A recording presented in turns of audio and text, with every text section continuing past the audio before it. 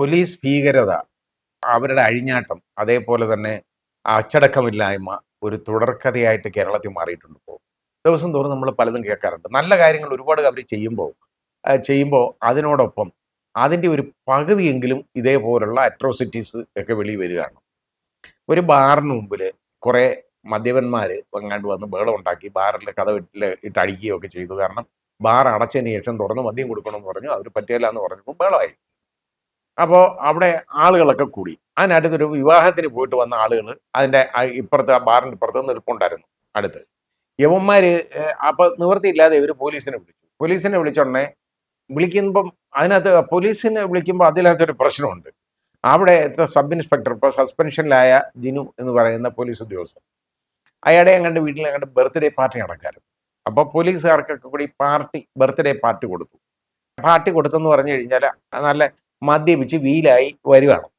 ഇത് കേട്ട ഉടനെ അവർ നേരെ ബാറിൻ്റെ അടുത്തോട്ട് വന്നു. ബാറിൻ്റെ കാര്യത്തിൽ പ്രത്യേക സ്നേഹം അവർക്ക് വരും.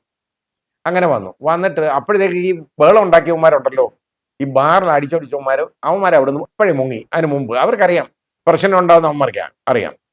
ഈ പാവങ്ങൾ ഇവിടെ നിന്നവരവിടെ നിന്ന് കേട്ടോ. യവന്മാർ ജീപ്പിൽ ഇങ്ങോട്ട് വന്ന് ഇറങ്ങിയിട്ട് ഇത് ആരെ എന്തോന്ന് നോക്കാതെ, ഈ സ്ത്രീകളൊക്കെ ഉള്ളതാണ് ഇത് അവിടെ. അതിനകത്ത് കയറി അവരെ അങ്ങ് അടിക്കുകയാണ്. ലാത്തി വെച്ച് ശരിക്ക് തലങ്ങും വിലങ്ങും മറിക്കുകയാണ്. ഒരു സ്ത്രീ, അവരെ ജിത്തു എന്നോ അവരെ പേര് അങ്ങനെ എന്തോ ആണ്, അവരെ ഭർത്താവുണ്ട്, പിന്നെ ഒരു ശ്രീജിത്ത് എന്ന് പറയുന്ന ഒരാളുണ്ട്. ഇവർ ഇന്ന് ഇതിൽ പെടുന്നവരല്ല. അവർ ഓടിയ എതിർവശത്തേക്ക് പോയി റോഡിൻ്റെ. അവരെ അവിടെ ഓടിച്ചിട്ട് അടിച്ചു. അതിനിടയിൽ ഈ സ്ത്രീയും ആ പുരുഷനും അവർ തറയിൽ വീണ് അവർക്ക് പരിക്കേറ്റു. ഗുരുതരമായ പരിക്കുണ്ട്. അവിടെ ഇട്ടടിച്ചു വീണ്ടും. ഇതാണ് സംഭവം. ഇത് ഇവരുടെ ഈ അഴിഞ്ഞാട്ടം എന്ന് പറയുന്നത് എന്ത് പ്രശ്നം ഉണ്ടാക്കുന്ന കാര്യങ്ങളാണ്, നാട്ടിൽ പ്രത്യാഘാതങ്ങൾ ഉണ്ടാക്കുന്നതാണ്. അങ്ങനെ വന്നപ്പോൾ ഈ ജിനു എന്ന് പറയുന്ന പോലീസ് ഉദ്യോഗസ്ഥനെ ആദ്യം അയാൾക്കൊരു വലിയ ശിക്ഷ കൊടുത്തു കേട്ടോ. കാരണം അത് ഇവിടുത്തെ SI അല്ലേ, പത്തനംതിട്ടയിലെ SI സബ് ഇൻസ്പെക്ടറാണ്. അവിടെ നിന്ന് അങ്ങോട്ട് മാറ്റിയിട്ട് സൂപ്രണ്ട് ഓഫീസിൽ SI ആയിട്ട് നിയമിച്ചു. അവിടുത്തെ അങ്ങോട്ട് സ്ഥലം മാറ്റി. ഏറ്റവും വലിയ ശിക്ഷയാണ്. അതായത് കുറച്ചുകൂടെ പ്രധാനപ്പെട്ട ഒരു സ്ഥലത്തേക്ക് അയാൾക്ക് ട്രാൻസ്ഫർ കൊടുത്തു, പണിഷ്മെന്റ്. ഇത് വന്ന് വലിയ പ്രശ്നമായി കഴിഞ്ഞപ്പോൾ ഇപ്പോൾ അയാളെ ഫൈനലി സസ്പെൻഡ് ചെയ്തിട്ടുണ്ട്. ഈ പാർട്ടി നടത്തിയത് ആരാണെന്നും, ഈ ബർത്ത്ഡേ പാർട്ടിക്കൊക്കെ പോയി വെള്ളം അടിച്ച് കുടിച്ചവന്മാർ ആരാണെന്നും, മദ്യപിച്ചവന്മാർ ആരാണെന്നും ഒക്കെ ഉള്ളതിനെക്കുറിച്ച് ശരിയായ അന്വേഷണം നടത്തണം. അതാ വേണ്ട. എന്നിട്ട് യവന്മാരുടെ എല്ലാം പേര് നടപടി എടുക്കണം. യവന്മാർ പോയി കുടിക്കുന്നതിന് കുഴപ്പമൊന്നുമില്ല, വേണമെങ്കിൽ കുടിച്ചോട്ടെ. പക്ഷേ ഡ്യൂട്ടി സമയത്ത് ഇങ്ങനെ ചെയ്യാൻ പാടില്ല. അത് കൂടാതെ കുടിച്ചിട്ട് റോഡിൽ ഇറങ്ങി കാണുന്നവന്മാരുടെ തോളെ കയറാൻ പാടില്ല. അതാദ്യം ഇവരും തിരിച്ചറിയണം. ബോധമില്ലാതെ ചെയ്യുന്നതാണ് ഇതൊക്കെ. അതാദ്യം മനസ്സിലാക്കണം. ഇവർ ഡ്യൂട്ടി സമയത്തല്ലെങ്കിൽ ഇത് അവർക്ക് ചെയ്യാമായിരുന്നു. അവർക്ക് പാർട്ടി നടത്തുന്നതിന് ഒന്നും ഒരു തടസ്സമില്ല, എന്ത് വേണമെങ്കിലും ചെയ്തോട്ടെ.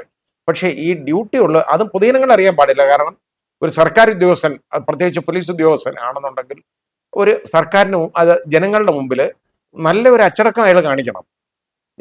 ഒരു നല്ല പ്രതിച്ഛായായിരിക്കണം ജനങ്ങളുടെ മുമ്പിൽ. അതും തിരിച്ചറിയണം. ഇനി അത് കൂടാതെ എന്താ, അത് കഴിഞ്ഞ ഉടനെ ഇപ്പം ഇടുക്കിയിൽ നിന്ന് വന്നേക്കുന്നു ഒരു ഓട്ടോ ഡ്രൈവറെ അടിച്ച് നശിപ്പിച്ച് റെഡിയാക്കി അയാളുടെ പല്ലൊക്കെ അടിച്ചൊടിച്ച് വിട്ടേക്കാണ്. അതിൻ്റെയൊക്കെ സാമൂഹ്യ മാധ്യമങ്ങളിൽ അതിൻ്റെ ഇപ്പോൾ അതെല്ലാം പ്രചരിക്കുന്നുണ്ട്. ഇപ്പോൾ ആ വീഡിയോ. ഇത് നമ്മൾ മനസ്സിലാക്കേണ്ടതെന്ന് പറഞ്ഞാൽ എന്താണെന്നറിയോ, ആഭ്യന്തര വകുപ്പിൽ ഇപ്പോൾ അഴിഞ്ഞാട്ടങ്ങൾ ഒരുപാട് നടക്കുന്നു. കാരണം അതിന് പ്രോപ്പറായിട്ടുള്ളൊരു ഭരണമല്ല ആഭ്യന്തരം ഭരിക്കുന്നത്. ബഹുമാനപ്പെട്ട മുഖ്യമന്ത്രിക്ക് ജില്ലാ സമ്മേളനങ്ങൾ ഉദ്ഘാടനം ചെയ്യുന്നതും അതിന് ഫുൾ ടൈം അവിടെ ഇരിക്കുന്നതും ആണ് അദ്ദേഹത്തിൻ്റെ ഇപ്പോഴത്തെ കലാപരിപാടി. ഈ പാർട്ടി വളർത്താനാണെന്നുണ്ടെങ്കിൽ അദ്ദേഹം അതിലേക്ക് പോട്ടെ. പാർട്ടി സെക്രട്ടറി സ്ഥാനം ശ്രീ ഗോവിന്ദൻ്റെ കയ്യിൽ നിന്ന് അങ്ങ് ഏറ്റെടുക്കട്ടെ. എന്നിട്ട് അവിടെ പോയി ഇരുന്നിട്ട് പാർട്ടി ഭരിക്കട്ടെ. കേരളം ഭരിക്കണമെന്നുണ്ടെങ്കിൽ ഇങ്ങനെയാണോ ചെയ്യേണ്ടത്? അത് നമ്മൾ ആദ്യം മനസ്സിലാക്കണം. അല്ലെങ്കിൽ ആഭ്യന്തര വകുപ്പ് ഒഴിഞ്ഞേക്കണം.